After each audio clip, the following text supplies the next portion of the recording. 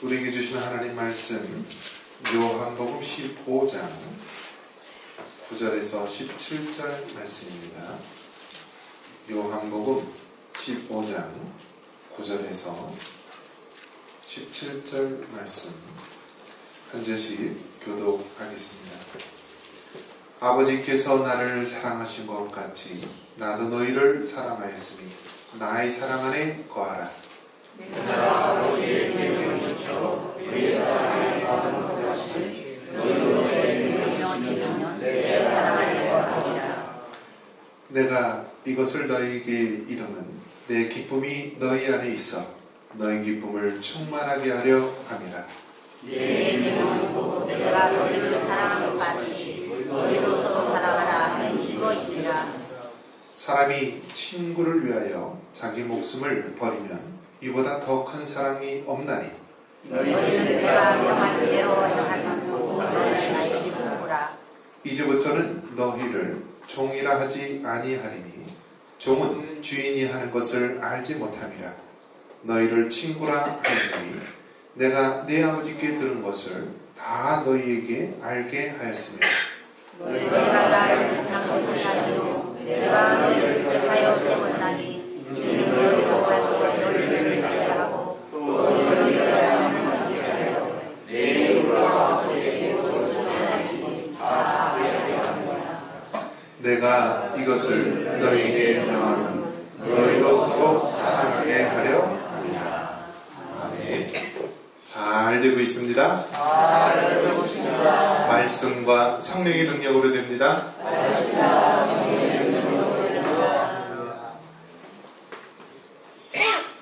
세상에는 사랑을 받지 못한 그런 사람들이 있습니다. 사람은 이 사랑을 받도록 되어 있는데요. 특히 어린 시절에는 꼭 부모님의 사랑을 받아야 된다라고 합니다. 요즘에는 이제 맞벌이 부부가 되어서 이제 아이를 낳자마자 아이를 유치원이나 타가시설에 맡겨서 떨어져 있는 경우, 혹은 이제 친정 엄마나 시어머니 뭐 이런 부모님을 통하여서 아이를 이렇게 이제 맡기고 일을 하는 경우가 있습니다. 근데 어찌 되었든 간에 이 어렸을 때, 특별히 한 3, 4세 이전까지는 이 아이가 부모님, 특히 어머니의 사랑을 많이 받아야지 그 아이가 건강하게 자라날 수 있는 것입니다. 어떤 분이 이런 얘기를 합니다. 요즘 아이들은 하도 소 젖만 먹고 자라고 소처럼 들이받고 다니기만 한다. 엄마의 젖을 먹고 좀 온순하게 자라면 괜찮은데 우유, 소젖이죠? 소 젖만 먹어갖고 머리로 들이받고 사고만 친다. 이런 이야기를 합니다. 이 어머니의 사랑, 부모님의 사랑, 이것이 얼마나 소중하고 귀한지 모릅니다. 그 사랑을 받지 못한 자들은요, 건강하지 못하게 뭔가 비정상적으로 성장을 하게 됩니다.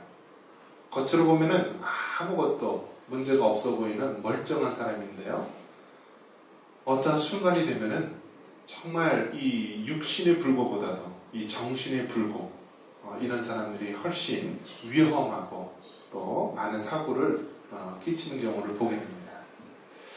얼마 전에 그 17살 된 그 여자가 이제 그 초등학교 2학년 되는 아이를 집으로 유인해가지고 목을 졸라서 살해를 한 다음에 시신을 또 어떻게 했죠? 토막을 내서 또 그 토막난 그 아이 시신을 일부 그 손가락하고 폐를 가가지고 취해가지고 봉투에 넣어서 또 아는 여자 언니를 만나서 시내 돌아다니면서 먹고 다녔다가 결국은 이제 잡히게 되었죠. 세상 사람들은 이것을 어떻게 보느냐? 세상 사람들은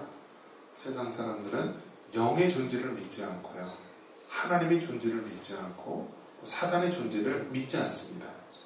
그러니까 그런 것들을 이 땅에 있는 눈에 보이는 과학으로 또 이 땅에 있는 현상으로 해석을 하려니까 해석이 안 되는 것입니다. 그러니까 그러한 사람들을 그냥 사이코패스다, 소셜패스다 라면서 더 이상 어떻게 할 수 없는 그러한 존재, 인간의 양심이 마비되고 사람을 죽이고 훼손해도 어떠한 양심의 거리낌도 없는 자들을 그렇게 사이코패스라든지 그러한 말로 부릅니다. 그런데 우리는 하나님을 믿는 사람이고 또 우리는 영의 존재를 믿습니다. 천사도 있고 사단도 있고, 그렇기 때문에 이러한 모든 이 땅에 일어나는 현상들을 육적인 것으로만 보면은 해결이 안 되지만은 우리가 그 뒤에는 영적인 세계가 있다라는 것을 보았을 때 우리는 올바로 바라볼 수 있습니다. 사람 마음속에 사랑이 없으니까요. 사랑이 없으니까 이게 다른 것들이 채워지는 것입니다. 미워하는 마음, 시기하는 마음, 세상을 향해서 원망하는 마음, 이런 것들이 가득한 상태에서 악한 영들이 바로 시험하는 것입니다.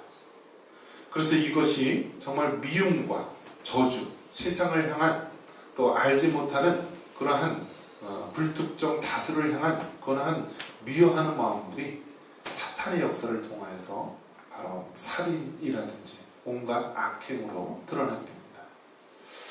그런 면에서 본다면은 이 세상에서 가장 중요한 것이 사랑이요, 또 사랑을 받고 자라난 하나님의 사람인 줄 믿습니다.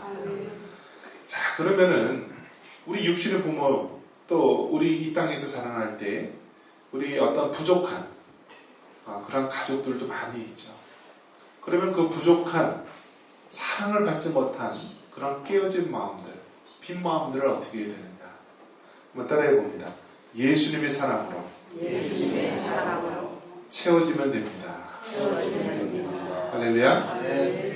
여러분, 정말 그 사랑을 받지 못한 사람이요, 예수님의 그 복음을 듣게 되면은요, 그 세상을 향해 원망하는 마음, 미워하는 마음들이 그 예수님의 사랑, 하나님의 사랑으로 가득 채워지게 됩니다. 그래서 비록 불완전하긴 하지만 예수님을 만난 사람은요, 그래도 건강하고 또 아름다운 모습으로 자라날 수가 있는 것입니다.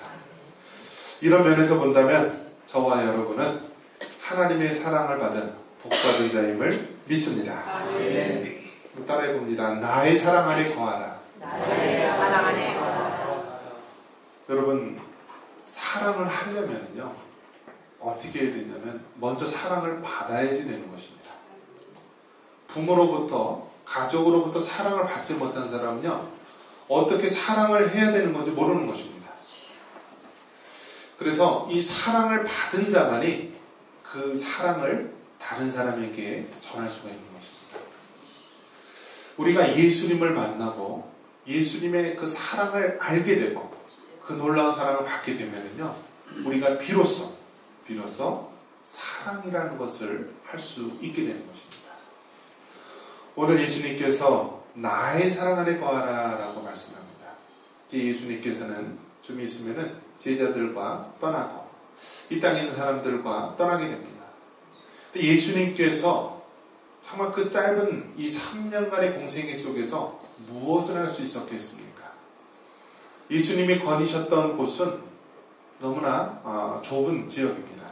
갈릴리 지역, 예루살렘 지역, 정말 우리나라 강원도 넓이도 안 되는 조그마한 지역을 평생에 다니시면서 사역을 하셨습니다.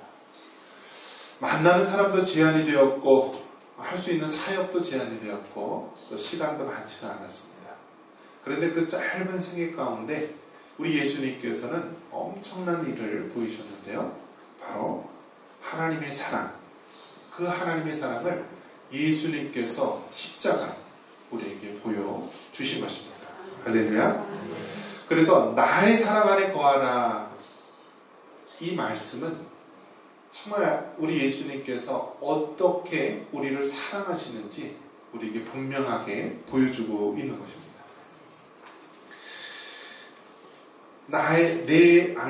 나의 사랑 안에 거하라 라면서요, 여기서 하나님께서 친히 우리 사랑의 모범을 보여주셨는데요. 여기서 우리 예수님께서 나를 사랑하면은 어떠한 모습을 가져야 되는가, 우리 10절 한번 같이 한번 읽습니다. 내가 아버지의 계명을 지켜 그의 사랑 안에 거하는 것 같이 너희도 내 계명을 지키면 내 사랑 안에 거하리라. 여기서 하나님을 사랑한다라고 한다면 무엇을 지켜야 된다라고 되어 있어요? 하나님의 계명, 즉 하나님의 말씀을 지켜야 된다라고 되어 있습니다. 하나님을 사랑합니다라고 하면서 하나님의 말씀을 지키지 않고 그 계명을 따르지 않는다라고 한다면 이 말은 무슨 말이에요? 하나님을 사랑하지 않는다는 말입니다. 그렇기 때문에 하나님의 말씀과 하나님을 사랑하는 것은 굉장히 긴밀하게 관계가 되어 있다는 것입니다. 우리가 하나님을 사랑합니다라고 했을 때 이 말은 우리가 하나님의 말씀을 지키고 그 말씀대로 순종하는 모습을 말하는 것입니다. 우리가 육신의 부모님을 사랑합니다라고 했을 때 말로는 사랑합니다라면서 나가서는 정말 허랑방탕하게 생활하며 부모님의 말씀대로 살지 않는다라고 한다면 그것은 부모님을 사랑하는 것이 아니죠. 마찬가지로요. 우리가 하나님을 사랑합니다라고 하면서 하나님이 말씀하신 대로 우리가 살아가지 않는다라고 한다면 그것은 하나님을 사랑하는 것이 아니라는 것입니다. 그런 면에서 저와 여러분은요, 하나님을 사랑하면서 특별히 하나님의 말씀 가운데 순종하며 사랑하는 우리 모두가 되기를 바랍니다. 자, 또 계속해서 하나님과 우리의 이 사랑에 대해서 설명을 하는데요. 좀 특별한 사랑을 이야기합니다. 친구로서의 사랑을 이야기하는데요. 자, 우리 한번 13절 한번 같이 한번 읽겠습니다. 13절입니다. 사람이 친구를 위하여 자기 목숨을 버리면 이보다 더 큰 사랑이 없나니. 하나님과 우리 인간의 관계를요, 어떻게 표현하냐면 여러 가지 표현이 있는데요. 창조주 하나님과 피조물인 인간, 또 영의 아버지, 또 우리 또 영의 자녀들, 또 하나님을 주인, 또 우리를 종, 또 하나님을 임금, 군주, 또 우리를 백성, 여러 가지 표현을 하는데요. 오늘은 특이하게 하나님과 우리의 관계를요, 친구의 관계를 표현하고 있다는 것입니다. 한번 따라해 보겠습니다. 하나님과 우리의 관계를 친구로 말하고 있다. 할렐루야. 여러분, 이것은 굉장히 큰 의미가 있습니다. 친구로, 하나님을 우리 친구로, 또 예수님을 우리 친구로 모시고 산다는 것은 굉장한 의미가 있는 것입니다. 어떤 면에서 본다면요, 부모님에게 이야기하지 못하는 것들을요, 친구로서는 우리가 이야기할 수 있고, 또 우리가 얼마든지 이야기를, 또 여러 가지 많은 것들을 이해할 수 있는 관계입니다. 그런 면에서 본다면은 하나님이 우리의 친구가 되신다, 예수님이 우리의 친구가 되신다라는 것은 얼마나 큰 위로가 되는지 모릅니다. 할렐루야. 성경에서 보면은 이 우정의 관계를 가장 잘 표현한 그런 부분이 있는데요. 어떤 부분이 있을까요? 누구와 누구의 우정이 여러분 떠오릅니까? 우리 남자들의 어떤 그 특별한 우정의 모습을 나타내는 것, 다윗과 요나단을 들 수가 있습니다. 우리 성경 한번 같이 한번 찾아보겠습니다. 사무엘상 20장 17절입니다. 성경 구약 사무엘상 20장 17절. 사무엘상 20장 17절.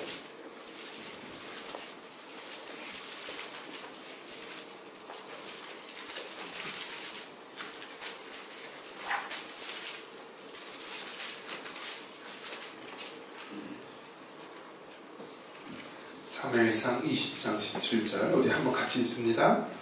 다윗에 대한 요나단의 사랑이 그를 다시 맹세하게 하였으니 이는 자기 생명을 사랑한 같이 그를 사랑함이었더라.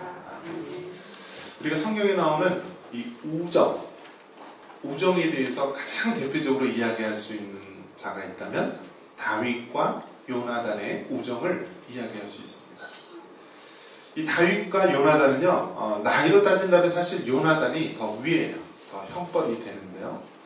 얼마나 둘이 정말 우정이 돈독하고 또 친구로서 사랑의 모습을 보여줬는지 모릅니다. 요나단은 아버지 사울, 그건 왕자죠, 왕자였고, 다윗은 목동이었다가 나중에 이제 눈에 띄어가지고 이스라엘의 군대 장관이 되고 결국 사울의 뒤를 이어서 이스라엘의 2대 왕이 되는데요.